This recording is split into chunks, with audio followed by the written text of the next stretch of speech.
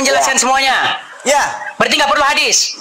Nggak perlu. Coba. Di dalam Al-Quran ada ayat yang berbunyi, tidak ada seorang pun yang sanggup merubah-rubah firman Allah. Anda sepakat? Sepakat. Oke, apakah Injil bukan firman Allah? Firman Allah. Ada percaya bahwa firman Allah tidak dirubah-rubah? Yang mana? Waduh. Anda bilang kitab Injil sudah dirubah-rubah. Itu sudah dirubah-rubah. Kitab Injil sudah dirubah-rubah. Untuk yang sekarang. Oke, Anda percaya Injil firman Allah? Percaya. Dan itu sudah dirubah-rubah? Sudah dirubah-rubah. Padahal ayat Quran mengatakan tidak ada seorang pun yang bisa merubah firman Allah. Itu Al-Quran. Buset. Jadi Injil bukan firman Allah. Dengarkan. Kalau ada orang Muslim yang bisa membantah argumen saya akan mualaf.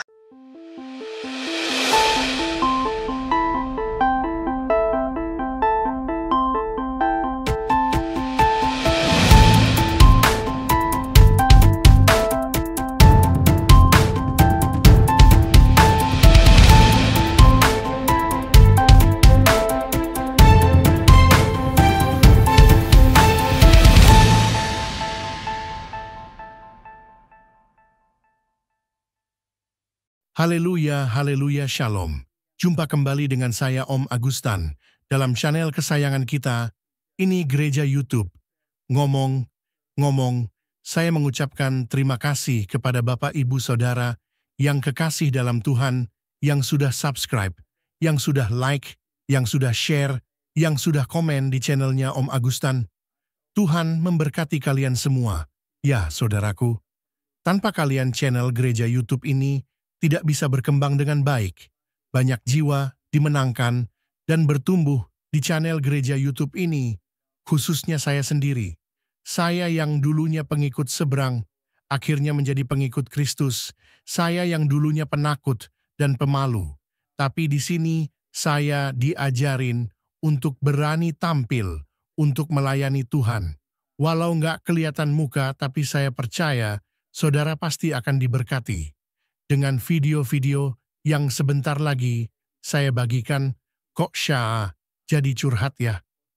Oke, kali ini kita akan mendengarkan perdebatan yang seru dan sengit antara seorang Islam dan seorang Kristen. Dan saya mengingatkan dari awal bahwa jangan sampai Anda tidak menonton sampai tuntas perdebatan Bang Edis dengan salah seorang polemikus pada saat ini. Karena dari perdebatan ini kita akan melihat bahwa lawan debat Bang Edi saat ini boleh disebut sebagai representasi atau cerminan daripada kompetensi dan kemampuan atau karakter daripada semua polemikus yang ada di Indonesia.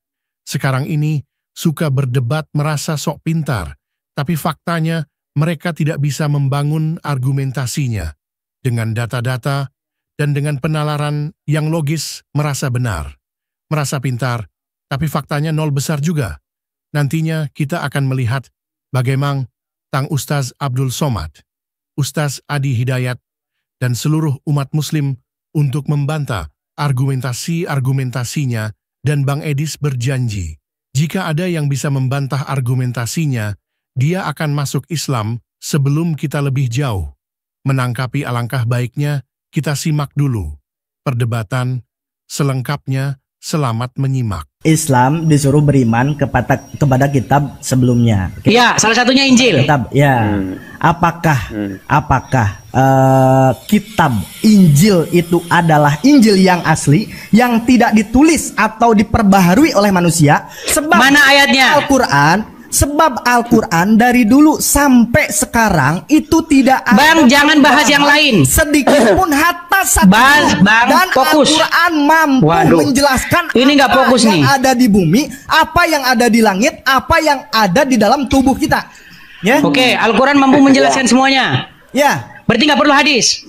Nggak perlu. Coba kita bisa. Sebentar. Saya tanya dulu. Berarti umat Muslim tidak memperoleh hadis. Nih ya. Sebentar, saya konfirmasi dulu. Anda bilang Quran bisa menjelaskan semuanya. Berarti umat Muslim tidak perlu hadis. Udah, Anda tanya sama Nah, kan berbelat-belit lagi dia teman-teman. Sungguh Anda termasuk orang-orang yang berbelat-belit. Lagi Anda termasuk orang yang pelawak. Anda berbelit-belit, bos. Karena Bang, Anda barusan bilang cukup beriman kepada Quran, sanggup menjelaskan semuanya. Statement kamu, Islam disuruh beriman kepada kitab sebelumnya. Masalahnya kitab atau kitab yang diturunkan yang mana? Karena berbeda kitab ketika diturunkan oleh Allah dengan versi Injil. Oke, tunjukkan dalilnya. Tunjukkan dalilnya. Perubahannya. Tunjukkan dalilnya. Tunjukkan dalilnya bahwa Injil yang ada sekarang itu bukanlah Injil yang diturunkan kepada Nabi Isa. Mana ayatnya dalam Quran? Saya buka ya, data. Kita berbicara by data ya, oke? Silakan. Kita lihat kebotolan orang ini. Saya tantang kalian menunjukkan ayat yang mengatakan bahwa kitab Injil yang ada sekarang ini bukanlah kitab Injil yang diturunkan oleh Allah. Mana? Loh, kok konteksnya beda?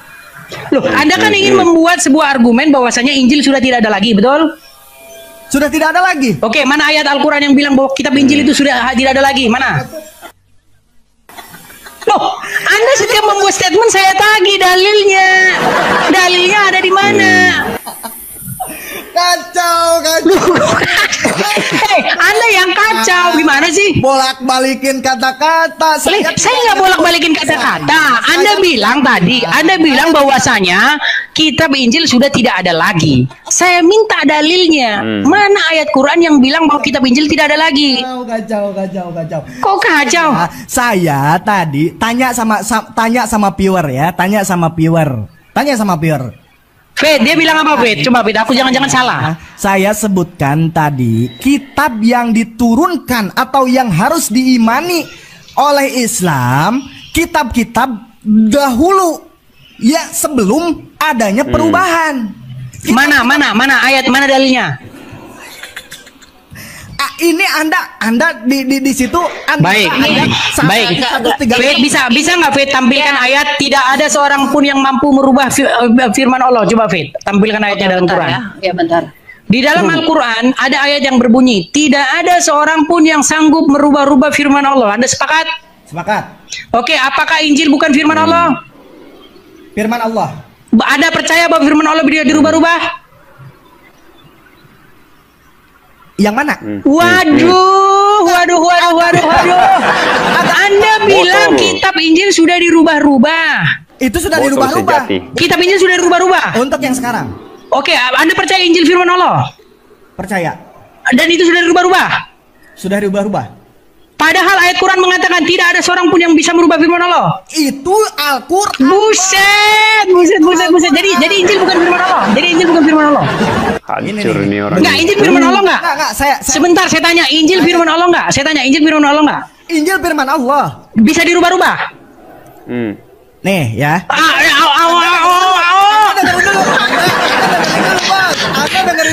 Anda dengerin dulu. Ya, yang tidak mampu dirubah-rubah oleh manusia itu apa? Bukan Injil, bukan yang lain, tapi Al-Quran. Mana ayatnya yang mengatakan bahwa hanya Al-Quran yang nggak bisa dirubah, sedangkan firman yang lain bisa dirubah? Saya tunjukkan datanya. Silakan. Luar biasa ya Anda ini ya. Baca Quran baru kemarin sore ingin menantang orang yang telah membaca Al-Quran 13 tahun. Sungguh Anda termasuk orang yang nekat. Anda kurang belajarnya. Minimal 20 tahun Anda paham hanya. Ini waktu sedang berjalan. Saya masih terus belajar. Tapi setidak-tidaknya saya sudah 13 tahun. Anda baru 6 bulan. Sungguh Anda termasuk orang-orang yang nekat kalau begini caranya. Mana datanya, mana? Saya Herman, pemirsa dengan mereka ini. Sangat-sangat Herman, saya Hermannya. Bagaimanakah mungkin? Waduh, makasih Bang, makasih. Gak kelihatan namanya, makasih. Jadi begini ya Bang ya. Quran itu sudah tertulis di dalam ayat surat Ali Imran ayat yang ke-7. Hanya ada yang muhkamat dan mutasabihat. Ya. Yang muhkamat itu artinya jelas, yang mutasabihat itu artinya tidak jelas, dan tidak jelas itu hanya Allah yang mengerti takwilnya.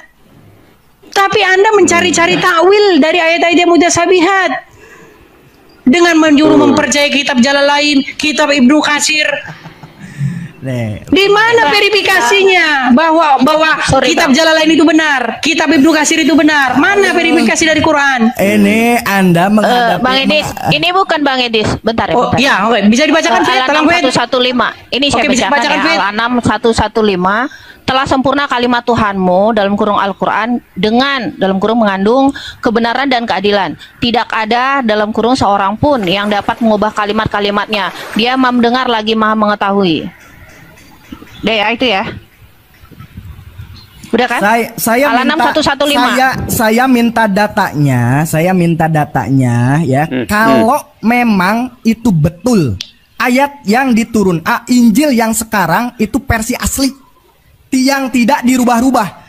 Loh, justru tugas Anda membuktikan aslinya. Gimana sih ini orang ini aneh loh. Kalau Anda menuduh barang orang itu palsu, Anda bawa yang asli. Aduh, gimana sih? Masa saya mau menunjukkan bahwa barang saya ini asli? Kalau barang saya asli, saya nggak usah tunjukkan. Anda tunjukkan yang palsunya. Yang aslinya mana kalau barang saya palsu? Yaudah, balik pertanyaan, apakah itu asli? Loh, justru karena Anda tidak mampu menunjukkan aslinya, membuktikan bahwa Injil yang ada di saya itu asli bin original. Asli bin original. Berarti tidak asli dan tidak original. Loh, buset ini orang.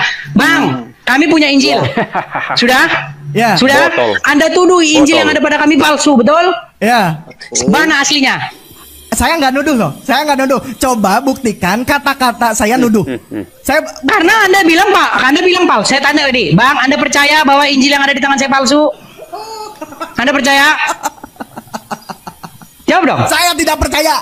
Oke, Anda tidak percaya bahwa Injil kami asli. Sekarang saya tanya, mana Injil yang asli? Saya minta bukti dulu kalau Injil ini asli. Buset. Ini sama kayak gini loh. Dengar. Anda datang ke pengadilan, sertifikatmu palsu, sertifikat rumahmu palsu. Anda nggak bawa sertifikat yang asli, Anda ngelawak dengan mengatakan punya orang palsu. Anda nggak bisa bawa barang aslinya. Kalau saya menuduh orang, kamu punya sertifikat palsu, saya bawa sertifikat asli. Ini Pak Hakim, barang aslinya nih. Ini barang asli sertifikat yang sebenarnya, yang punya dia palsu. Ini bukti-buktinya kalau ini asli. Itu baru diskusi. Anda diskusi menuduh barang orang palsu, Anda tidak bisa bawa aslinya. Sungguh Anda termasuk pelawak. Memang palsu yang sekarang. Mana aslinya? Perbaharui. Mana aslinya? Sekarang Anda percaya? Mana aslinya, Bang? Aslinya mana? Ya, sekarang saya tanya sama Anda percaya nggak Al-Quran itu tidak pernah berubah sedikit pun? Bang, yang saya tanya, Bang, mana aslinya, Bang? Dulu sama Anda, saya tanya aslinya mana? Sama Anda. Enggak, saya tanya aslinya mana? Tanya dulu sama Anda. Buset ini orang ini, teman-teman. Bang, Anda menuduhkan bahwa Injil itu palsu. Saya tanya yang aslinya, Bang, mana? Saya boleh dong bertanya? Bukan, Anda kan menuduh barang yang di kami tidak palsu, betul? Tidak asli. Mana aslinya mana? Aslinya mana? Saya tidak punya. Berarti Anda lagi ngelawak. Pak Hakim, BPKB dia palsu, Pak Hakim. Palsu BPKB dia. Penuntut umum, sebentar. Sebentar. Saya sedang bacakan ini. Pakai logis. Bang, pakai logis. Begini. Kita berdebat di pengadilan. Dengarkan, kita berdebat di pengadilan. Pak Hakim, BPKB dia palsu, Pak Hakim. Wahai penggugat, mana yang aslinya penggugat? Nggak ada, Pak Hakim. Anda ngelawak, Anda langsung ditendang sama Pak Hakim. Gugatan Anda gugur, jatuh ke kuburan. Gugatan Anda itu, aduh. Anda mau menggugat punya orang palsu, Anda nggak bisa tunjukkan aslinya. Ini Anda sungguh pelawak yang asli ngelawak. Logika lawan logika, bos. Ilmiah lawan ilmiah, bos. Loh, Anda ini ngelawaknya sudah luar biasa. Anda cocok jadi stand up komedian. Bagaimana mungkin Anda tuduh barang saya palsu, Anda nggak bisa menunjukkan aslinya? Kacau. Sungguh kacau, Anda luar biasa Anda kacaunya. Saya tantang Anda duduk debat dipublikasikan mau dimanapun. Tentukan kapan? Anda saja udah babak belur begini, Anda sungguh nekat. Saya DM. Ujungnya kok lari-lari sih? Anda saya DM karena debat ilmiah seperti ini nggak bisa di ruang publik seperti ini. Ya, Terus di mana harus bersembunyi biar bisa diamankan, dihalalkan gitu. Nanti kau bilang darah halal, halal darah. Waduh repot, nanti saya repot. kacau. Nih, banyak saksinya, tinggal Anda tentukan di mana kita debat ilmu. Silahkan. Anda seperti ini aja sudah Anda seperti ini aja udah babak belur. DM Anda. Tolong coba bisa nggak Adi Hidayat atau Abdul Somad bisa nggak? Bisa saya. Silakan kapan atur waktunya. Oke, saya DM Anda ya. Ya, temanya ini kenapa kalian disuruh beriman kepada kitab sebelum Al-Quran malah beriman kepada kitab sesudah Al-Quran? Ini saksi semuanya ya, saksi semuanya. Aduh, di sini saja Anda sudah babak belur. Anda mau Kalau Anda kabur, nih banyak saksi semuanya ya. Saya Anda sekarang. Selama tidak ada darah halal, selama tidak ada saya siap. Ya, oke, saya ya. Tapi ingat ya, jangan ada kata-kata kafir, darah halal. Repot kalau kayak gitu. Gimana mau diskusi kok darah halal? Repot lah, nanti di dalam darah halal ini. Repot. Oke ya, saya DM Anda sekarang. Kita tentukan waktunya ya. Silakan. Waktu cepat. Anda nggak boleh kabur kemana-mana ya. TikTok saya terhubung kemana-mana ya. Jadi saya minta data IG Anda aja. Ini TikTok saya sudah ada. Oke. Ini TikTok saya sudah ada. Oke, saya DM. Anda balas ya. Oke. Silakan. Tentukan waktunya ya. Silakan. Disaksikan di publik, saya pasti. Iya, 2.000 orang pemirsa menonton ini. Kalau Anda bisa menghubungkan saya dengan Abdul Somad maupun Adi Hidayat untuk diskusi, saya siap. Tapi ingat syaratnya, jangan nanti baru datang, ini dia orangnya, darah halal. Jangan gitu. Repot kalau kayak gitu. Siap? Oke, saya sudah DM Anda ya. Anda balas ya. Baik, nanti akan saya balas. Nanti akan saya balas. Ya. Baik, terima kasih. Oke, jadi saya tunggu nanti kabar selanjutnya teman-teman, kita kabar selanjutnya apakah memang benar ya orang ini bisa menghubungkan saya kepada Adi Hidayat maupun Abdul Somad supaya kita bisa diskusi lintas iman, kopi darat ya, biar disaksikan teman-teman. Karena apa? Selama ini kalau diskusi Islam dan Kristen yang terjadi, Islam bertanya, Kristen menjawab. Selalu temanya itu dari Islam, Kristen menjawab. Islam, Kristen menjawab. Sekarang dibalik. Jangan nanti ketika Islam bertanya, Kristen menjawab. Ketika Kristen bertanya, langsung dibilang kafir. Darah halal. Repot nanti kalau gitu, Bang. Saya tanya sama Anda, kalau statement Anda bisa dibuktikan, apakah Anda akan taslim? Apa? Oh, nggak paham taslim, maaf. Apakah Anda akan masuk Islam? Kalau statement Anda bisa dibantah. Dengarkan. Kalau ada orang Muslim yang bisa membantah argumen saya akan mualaf. Oke ya, saya Di mana? Saya pegang. Kalau bisa bantah saya akan mualaf. Oke, saya pegang kata-kata Anda ya. Pegang kata-kata. Ya. Oke. Iya, saya tunggu ke tingkat selanjutnya. Untuk diadakan kopi darat, saya tunggu. Cuma saja sudah mewek-mewek, lari terbirit-birit. Aduh. Siapa dulu yang Anda hadapi? Karena Nandar, termewek-mewek, terbirit-birit. Anda itu dari tadi ketika orang berstatement Anda sikat, ketika orang berstatement Anda. Karena apa yang saya tanya dengan apa yang dijawab nggak nyambung. Aduh, kacau. Saya tanya apa, dijawab apa. Saya tanya, Bang, Anda disuruh mengimani kitab yang sebelum Al-Quran. Kitab betul.